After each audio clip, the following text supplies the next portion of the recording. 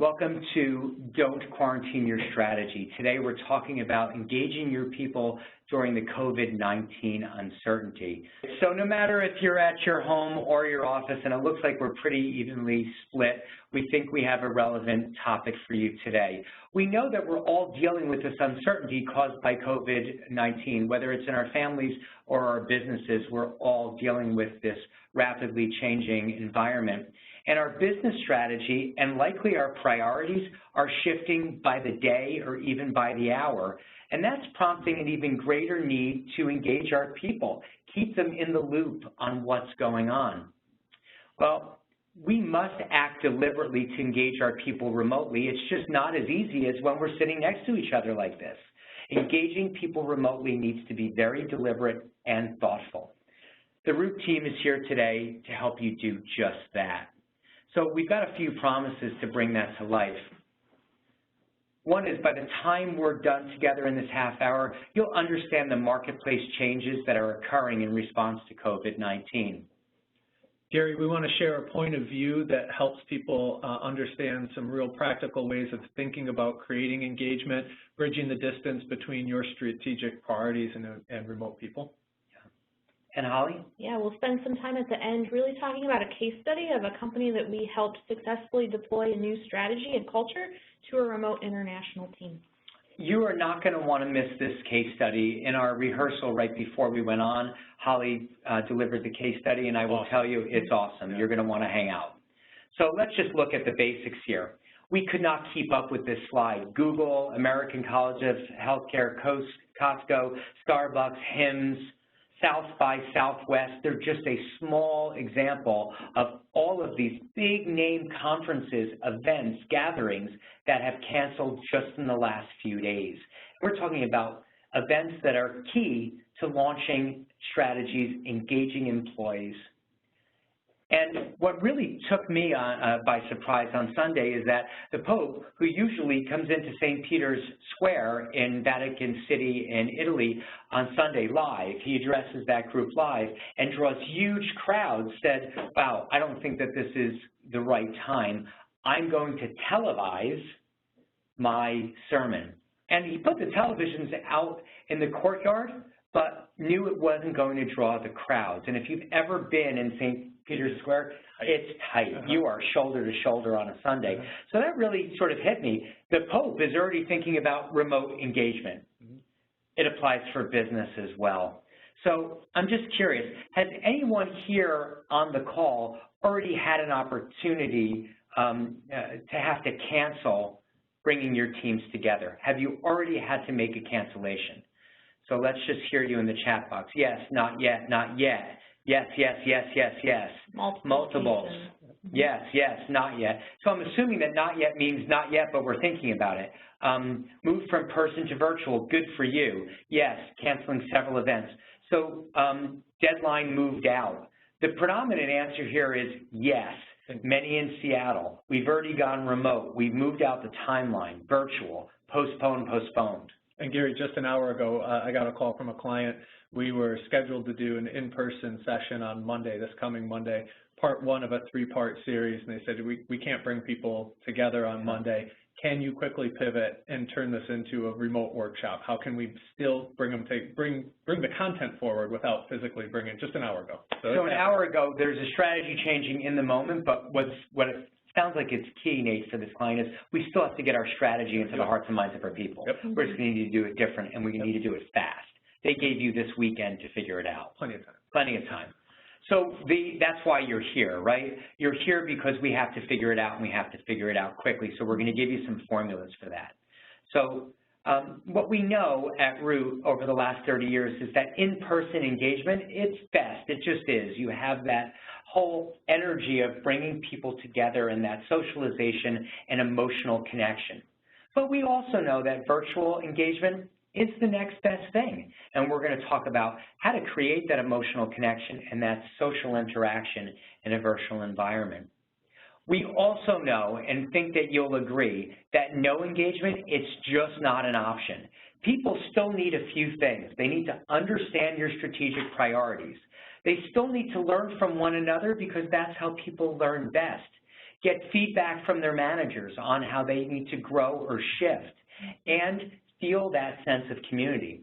When people are working at home, and I am, by everyday standards, I'm a remote employee myself, you can lose that connectivity. And in times of intense change, that connectivity, that feeling a part of something bigger than yourselves, is more important than ever. So, Nate, talk to us about what is a good strategy and what's not a good strategy here. Sure, and you know, we have here on the screen, cancel and delay is a reaction, it's not a strategy. I was checking in with one of our directors who's got a daughter at Ohio State, and just last night, yesterday evening, Ohio State, 5th largest public university in the country, 60,000 people, no classes through March 30th at least on it. But what Ohio State did with that was not just cancel class and everybody has a longer spring break, everything shifted to virtual. So they said, sit tight, more to follow, you're still going to have that coursework. So they didn't go with cancel and delay. We can't just shift. We need a strategy. How are we doing it? How are we going into virtual? Now, the trick here is to be able to think about this and say, so what creates that gold standard of remote experiences? It doesn't all just go down the tubes of all the benefits of in-person. How do we use the remote tools and techniques in order to create those great interactions? And what I'd say is the delay, we've seen postpone in your answers for the participants. We saw postpone at least a half a dozen times. So especially for you, this might be helpful. Postpone and delay is not a strategy. You have to be in the moment. So what can we do? Yeah, and as we look at that, where we started to break that down and said, what can we do? We started by looking and saying, what are the most common tools and techniques, the tactics that can be used? And we looked back and said, what are our clients using? What are we bringing into it? We have a question here for the group on the screen. What virtual tools have you used in the recent past or that you're currently using? So if anybody's game for jumping in there on the chat, on the comment. Zoom, MS Teams, Teams, WebEx, Zoom, Skype, WebEx, Skype, Zoom, Zoom. Chime, not familiar. GoToMeeting, WebEx, Skype, Google Hangouts, yeah. Amazon Chime, thank you for educating me. I need to get better at that immediately. Adobe Connect, WebEx, Zoom, MS Teams, Adobe Connect, Google Hangouts, SharePoint. Wow, that person's got them all. Yep. And even FaceTime. FaceTime, good for you on the FaceTime. When we dug into it and said the virtual tools, what do we see across it, and we kind of broadened the perspective of that, and we came up with 6 things that we see commonly happening. Remote meetings and conferences, often using the platforms that people put in the chat window. How do you do virtual digital learning experiences so that we're engaging people that way? Webinars, virtual workshops, strategy command center, bringing up dedicated communication channels, portals, or websites focused on a particular topic or initiative, and even a lot of podcasts in there. So as we looked at these, we saw these as the common tools or some of the things that we reach for in the toolbox. When Holly shares the example, she's going to really go big on virtual workshops that actually use quite a few of these different techniques in it. And it's important to make sure that we're looking at the full suite of resources that are available, but the tool only gets us so far, right? It's really how we use it, right? How we really use the tool. So the next thing we looked at is, what are the things that make a remote engagement work? And as you might expect, a lot of the things that you find are the same things that make an in-person engagement work. You can have a bad in-person engagement or a really great one. Same on the virtual side. And first and foremost is really connecting the head and heart, making sure that whatever medium we're using, we're not just looking at it as a fast alternative thing. And that we're really looking at the ability to engage both the head and the heart in it. But when we're looking at our strategies and the work of the corporate effort here that's going, we can't stop there. We actually want to take it further into how are people behaving, what are the things we want them to do different. So we'd like to share 4 main points or 4 main areas to focus on as we do that. The first is emotional. How are we making that emotional connection? People may be feeling that this is scary, or they may be feeling this is exciting, or anything in between. But when we're in the virtual or the remote environment, how are we attending to the emotional side? And it's worth mentioning that today, many of our people may be feeling this is scary. We may be, as leaders, feeling this is scary. Right? It's a pretty human reaction and a appropriate one for sure. Quickly following that is the intellectual side. So now I feel however I feel about it. How are we helping people get to a spot where they can be productive? And that often is built on the intellectual. What's my head telling me? When people aren't given information, they'll fill in the blanks. When they are, they have a better opportunity to move forward. And we don't want them filling in the blanks because their story will be inconsistent and likely not as positive as yours. Very likely leads to the scary part. Sure does. That's there. So once we have those two taken care of or thought about, we don't want to stop there, and it may be tempting to stop there, especially if we're in a rush and especially if we're trying to do things too quickly.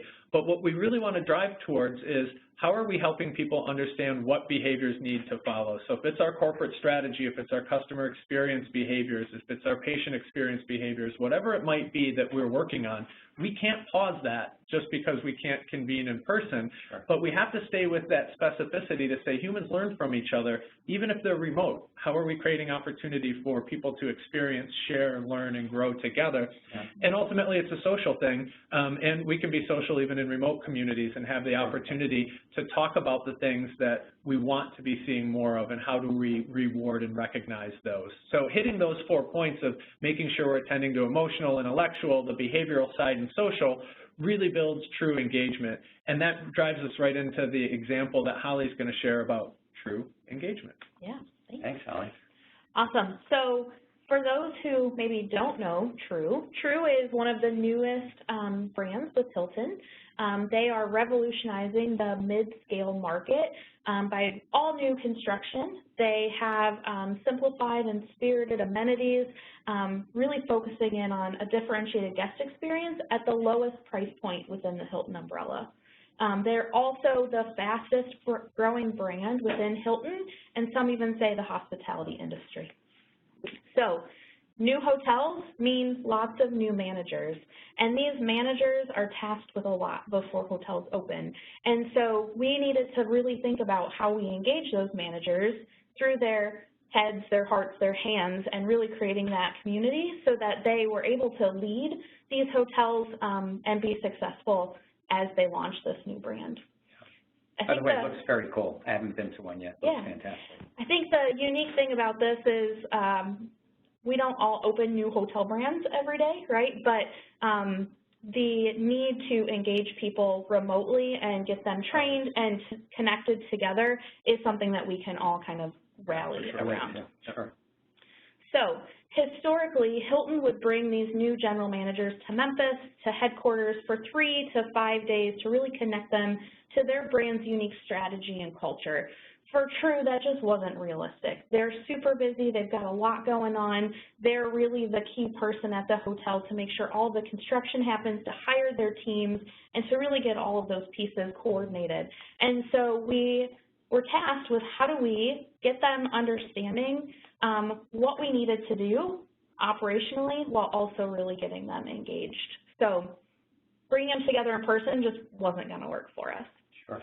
Instead, we were tasked with how do we cut down on seat time? How do we get general managers, team members, owners all on the same page, but quick?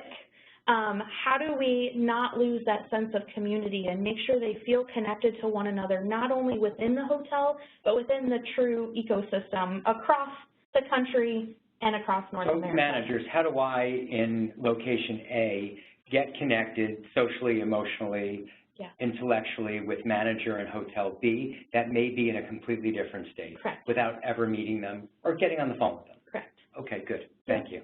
Yeah. And how do we really, again, not necessarily always just focus on the operational, but how do we really engage their hearts, their minds, to make sure that they really understood the true way of hospitality? So we went completely virtual while not losing the things that are really meaningful about in-person experiences, those connections, those really important conversations, those interactive experiences. How do we bring all those to life in a virtual way? Sure. So. You need to advance the slide. Go ahead. Here you go. All right. So what did we do? First, we really worked together to create a comprehensive virtual platform that served as our single access point for all True Start things. So really focusing in on creating that simplified, spirited, engaging ecosystem that matched the personality of the brand, while also bringing to life the really important points of their strategy so everyone was aligned. And the way that we did that was through, first, some self-paced films, podcasts that really set the context. So this is really kind of engaging their hearts and getting them really kind of bought into what True's all about. What is True? What is my connection to it? How do I relate to it? Absolutely. Yeah. Then we focused in on the intellect and the behaviors. So what does that actually look like? How do we bring True to life for our team members, for our guests? What are those skills and behaviors that we really need to drive home to make sure that our strategy is brought to life? Is it the knowing, doing? Knowing, doing, absolutely.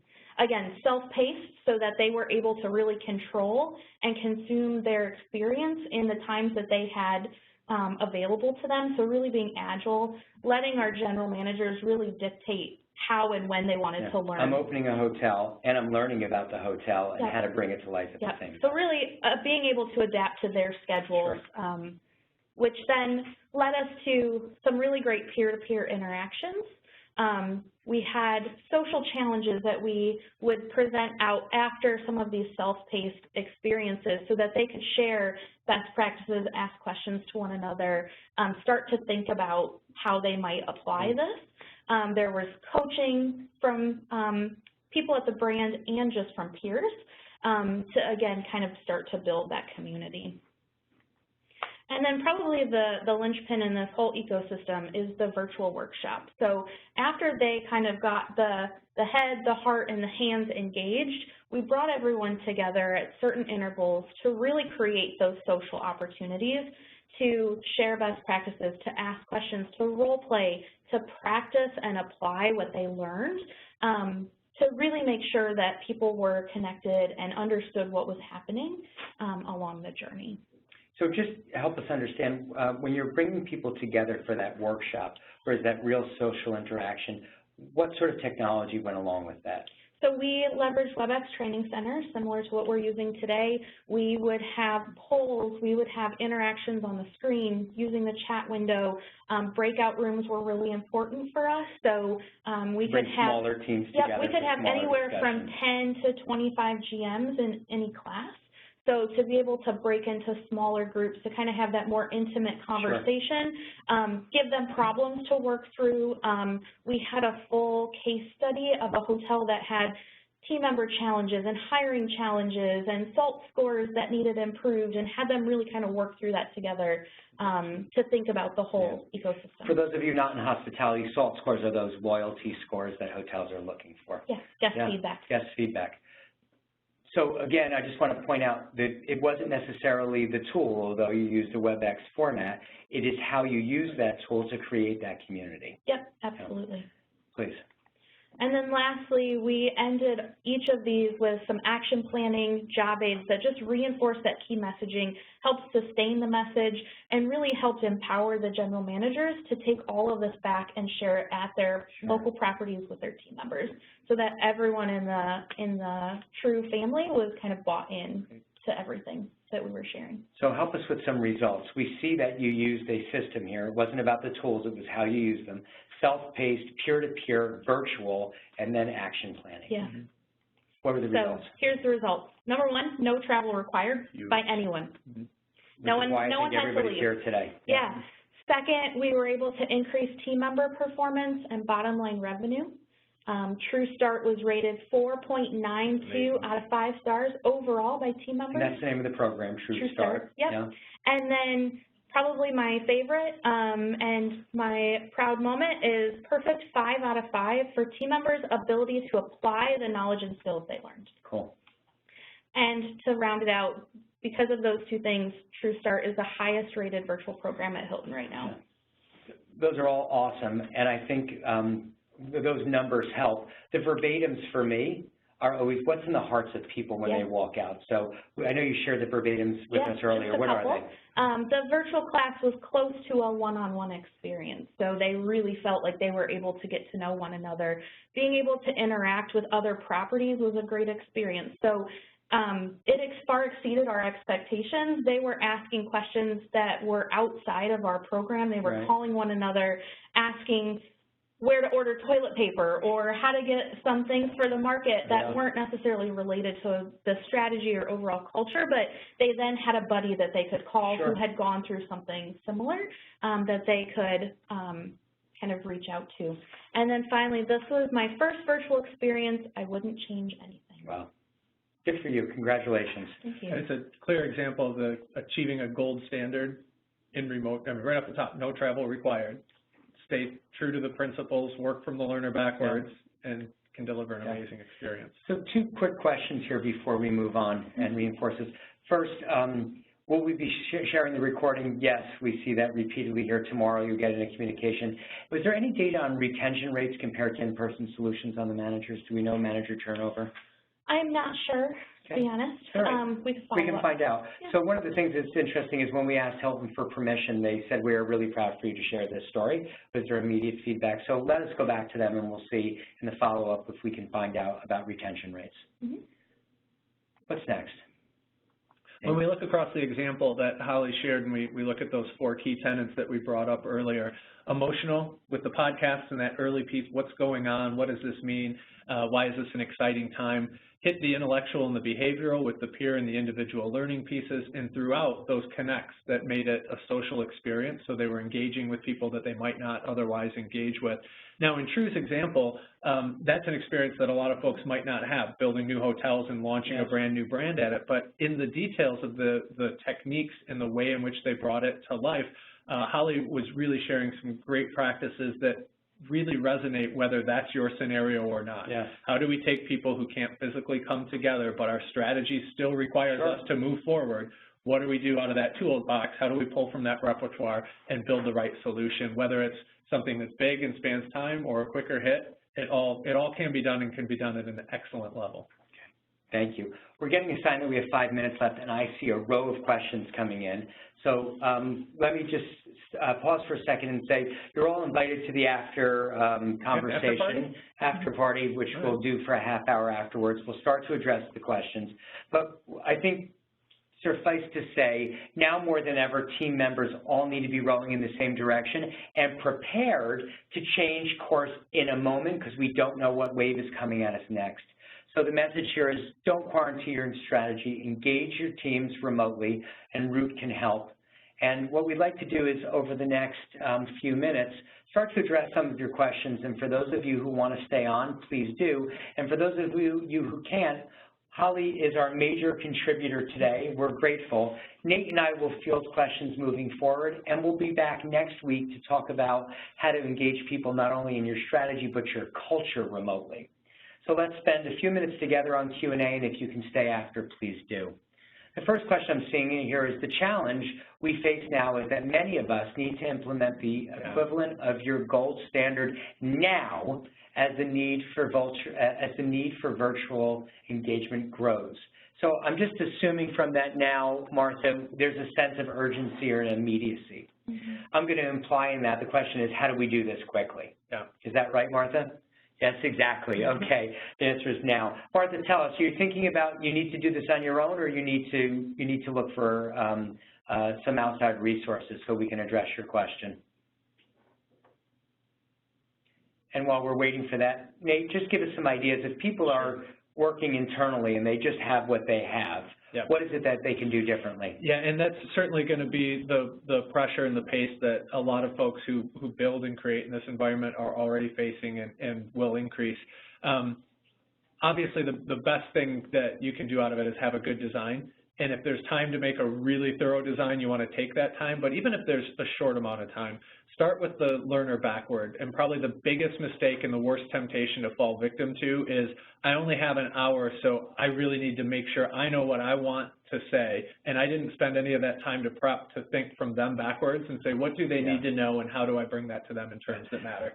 First and foremost. For sure. And can Martha use your point of view on engagement, intellect, behavior, and social? That can be a mental checklist, and absolutely she can, as you're working from the participant or participants backward, to look across those and say, how am I doing these? And in different forums, I think one other point to that is we have to move fast.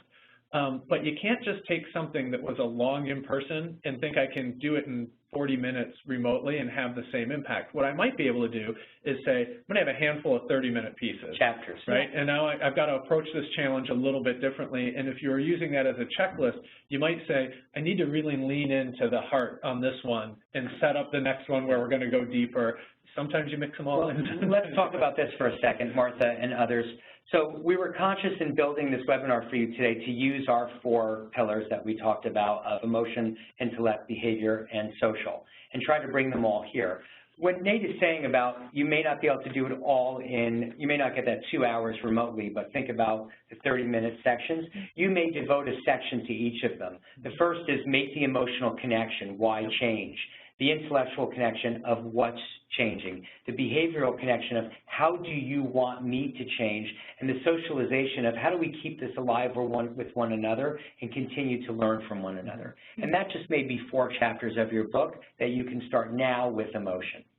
The other piece in pursuit of that, Gary, or another piece to add to that is to really think about the system of people that exist in the organization and how to make sure that we're using everybody in meaningful ways. So in the example as you're walking through that, and even in Holly's example, we have managers, we have team leaders. So are we doing sessions where we're helping them support their teams in similar ways and even teaching them how to use some of these tools or equipping them with content so that there's a bit of repeat information and there's a revisit on things? So I'm trying to, I know everybody's listening to you, and I'm trying to read the upcoming questions at the same time. So can you describe a little bit more about virtual breakout groups? Yeah. Is that a technology solution? Or more manual. Or more manual. I thought more manual was one word. It looks like one word to me, and I'm trying to figure out what's that word. Yeah, so WebEx Training Center has functionality built into it to create breakout groups. It's pretty easy to figure out once you kind of know where to click, but you can break people into smaller groups. You can then design experiences to kind of assign to those groups. If you link your audio, it will pull people from kind of the main room, like we're all in now, into their individual groups, so they never have to hang up, dial into a different number or anything. Zoom has breakout rooms as well. I think Adobe Connect has something similar, so you can design those experiences, have them have some time alone, and then bring everybody back together. So the answer is yes, that there's technology solutions, and it's a little manual too. Once you have people in those breakout rooms, you have to know what to do with them. What to do with them. Yes, we were very deliberate in giving them a structure, so kind of a worksheet per se of questions or experiences we wanted them to talk about. Because if you just kind of release them into the wild in their breakout room, they'll take advantage of it. They need a lot of guidance, right? It can't just be anything. Sure. How long did the TRUE program take to develop? So this is a fun one. So we started the TRUE program before there were any TRUE hotels even open. So the development time was a little bit longer because we were along the journey with them. When I would say we really started in earnest, like developing, probably 3 months. But again, this was a full onboarding program, so it's probably much larger than some of the engagements that we need to respond to now. What about the implementation? So I hear that 3 months, and I want to address that in a second. Yeah. How long did it take to implement? From like the program standpoint? Program standpoint. So TRUE Start from start to finish was a 6-week program. It didn't take much to get it out and going. Yeah. Now that we've done this, and if we were to go back and create more virtual sessions for TRUE, we could, the system's built, it doesn't take much. Yeah. Hilton is used to facilitating these types of things. We could throw together a 60-minute, 90-minute experience in a day or two. Yeah. So what I'd say to that is, likely we all don't have 3 months right now. No. And I think they were building their point of view, and they use this as a way to align around that, right? And we had a lot of content gathering that needed to happen. We also did a lot of user testing out in the field to make sure this program was really built by the people for the people.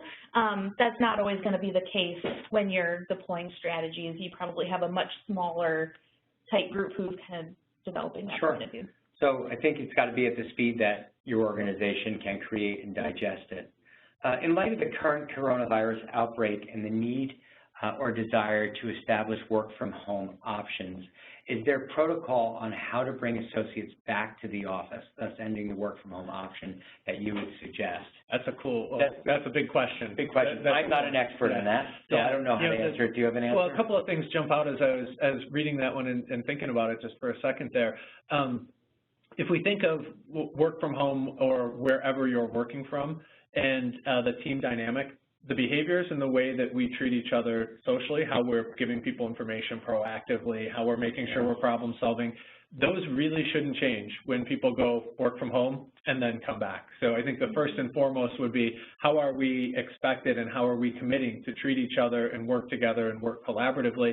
I would venture a guess that when you go from in an office to work from home and back, everybody may not be going through that at the exact same time. True. So one of the things that you want to avoid is that the people who are still working from home, or if people are working from home differently, that they're not left out or not included in it and say, hey, this is it. Whatever our medium is, those behaviors, the ways that we're treating each other are remaining the same. So I'd watch for those and protect them in whatever the environment is. Good answer. I mean, so I learned from that. That's great. Awesome.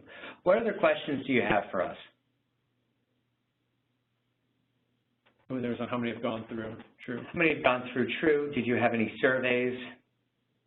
Martha, stay safe yourself. Everybody wash your hands if you're leaving us, and we'll stay on for a few more minutes. Do we know how many managers went through? So far there, I think, are just under 200 hotels open, so 200 people, probably plus some for a little turnover. More than one manager. Yep, yeah, absolutely. And how do you establish feedback loops in a remote environment? Feedback loops that's a great question. When there's a full program that's rolled out, whether it be like True or similar, and you have multiple touch points, you actually have an opportunity, especially when you're doing digital engagements, whether it's in person or individual or in groups, to collect feedback as you go. It's a great spot to be dropping queries, dropping questions, whether an individual is doing an individual piece and then coming into a group discussion. Right. That's a great chance to say, is everybody really on the same page and understanding and getting it? So I think in a program, you have a wealth of opportunities to measure and then be able to correct and guide people as they go. And then there's also the less formal side of it, that if you're finding yourself working in those collaborative environments where you're doing more virtual instructor-led, or you're using your managers to lead engaged teams, pick a phone and do your one-to-one calls. Sure. Keep with your regular check-ins, so don't abandon any of the stuff that you would get when you see people in person.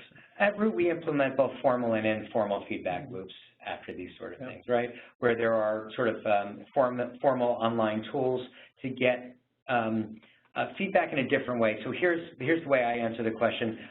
Yes, it can be done. It can be done quite easily, but what is it that you're measuring? So what I ask you to consider with that question, I think, Nolan, is that a feedback loop oftentimes is asking for intellectual understanding. Do you understand the new content that we provided with you? And that's for sure important, Nolan. But the other thing that I ask you to consider is, are you emotionally connected? Do you believe in that change or direction or strategy? How do you feel about it? Because we know what will really, truly drive people's behavioral change is if they're emotionally connected to it. So what we often suggest measuring for, and what we can measure for at Root, is people's emotional attachment to that change. So in that feedback loop, intellectual understanding is important, emotional connection is even more important. So does this put additional pressure on a facilitator to lead a discussion virtually versus in person? Hell to the yes. Absolutely it does, but it's not, it puts more pressure to, but really to just do things a little bit differently, right? Yeah, so how does that go? Yeah, so at Hilton's case, and what we would recommend for a lot of really engaging virtual experiences, to have two facilitators. One who's really the voice of the message, and one who's really supporting behind the scenes on all of the digital components. So they're the ones monitoring the chat, making sure everyone's audio is connected, helping load slides when you need them, moving through things, adding those breakout rooms and all of that. It just helps you kind of clear some of the clutter and focus on keeping the conversation going while not having to fret about what's happening behind the scenes. So Nate, do us a favor to make an example for Holly. Will you turn the camera just to that part of the room for a second? So what Holly's talking about is, in order for us to make this really smooth for you all, this is the team, hi everybody, this is the team that's behind us to make sure that it's flawless. So I think what Holly's suggesting is let the facilitator do just that, facilitate, but there is a technological aspect here that's important as well, and make sure you have that right support as we do from Allison, Angie, and Jess today. Just to add a little on that, in addition to those dynamics, at the end of the day, it's a group of people who are getting together to try to do something. And Mike just said, great suggestion, it takes a team, right? Yeah. And one of the things as a facilitator, you do lose that, you say something that you think is witty or smart or normally would get a real engagement, you see people physically, you're absent all that. It is totally fair, as Mike says, that it takes a team not only to produce it, but also when you're engaging with the group to say, hey, group, this is a little different. So I need you to be more active with questions if it's not clear. I need you to get me feedback differently. And setting the expectation of the group who's in the experience is also totally fair game for the facilitator to reestablish what the way that we can best operate in that. Yeah, it's a different interaction. Yep. So there's another question here I wanted to get to, which is one issue I experience is that muting phone lines to enable good audio tends to reduce collaboration. What strategies do you suggest to maintain interactivity while not hearing the kids screaming in the background? That was my ad lib to yours, Mike. Yeah, so with True, our program design was very intentional that when we came together on these virtual workshops that it was straight collaboration. So anything that was a formal tell, we took care of beforehand. So we didn't necessarily have to worry about a lot of presentation in that case. We used then our time together very meaningfully to have those conversations, and you can do that using the chat window. You can use that raising people's hands who have something to share. There's tools in WebEx Training Center and other virtual platforms that allow you to actually annotate on the screen. So we could pose a question, have people type answers, poll questions, those breakout groups. So there's lots of ways that you can have collaboration while also having phone lines muted if you need to. So you're saying it and Nikki's typing it at the same time, and I think we're also demonstrating it.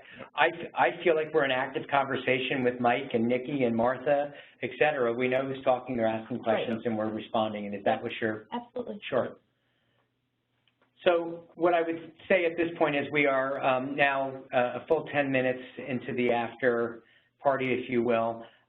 We are all, as we started with, dealing with how we're going to manage our businesses during this uncertain time, and that means all of our strategies and priorities are changing pretty quickly.